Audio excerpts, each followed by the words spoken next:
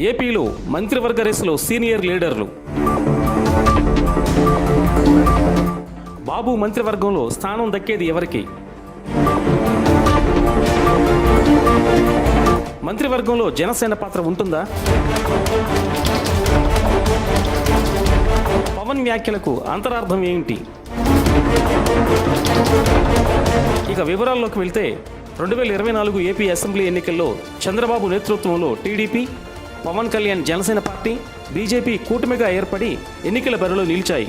ఆ మూడు పార్టీల ఓట్లు చీలిపోకుండా పక్కా ప్రణాళికతో 164 స్థానాలు గెలుచుకుని ఘన విజయం సాధించింది కూటమి. నిన్నటి అధికార వైసీపీ పార్టీ 11 సీట్లతో సరిపెట్టుకోవాల్సి వచ్చింది.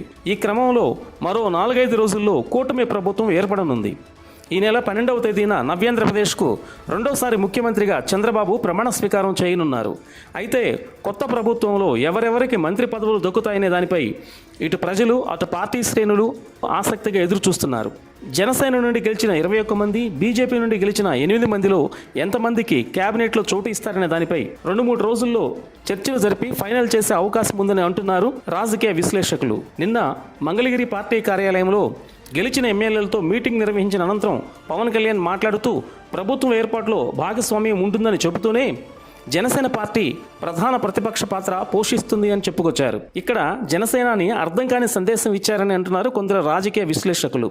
దీనిపై వైసీపీ నాయకులు స్పందిస్తూ ప్రభుత్వ ఏర్పాటులో భాగస్వామ్యం అవుతామని చెబుతూ మంత్రి పదవులు తీసుకుంటే ఇక ప్రతిపక్ష హోదా ఎలా తీసుకుంటావు అంటూ కనీసం అవగాహన లేకుండా పవన్ కళ్యాణ్ మాట్లాడుతున్నారు అని సెటైర్లు విసురుతున్నారు.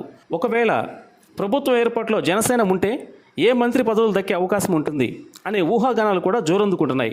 అలాగే జనసేనానికి డిప్యూటీ సీఎం ఇస్తారా, లేక నిన్న పవన్ మనసులో మాట చెప్పిన విధంగా పెండింగ్ ప్రాజెక్టులు పూర్తి చేసే బాధ్యతలు తలకెత్తుకుంటారా అనేది వేచి చూడాలి మరి.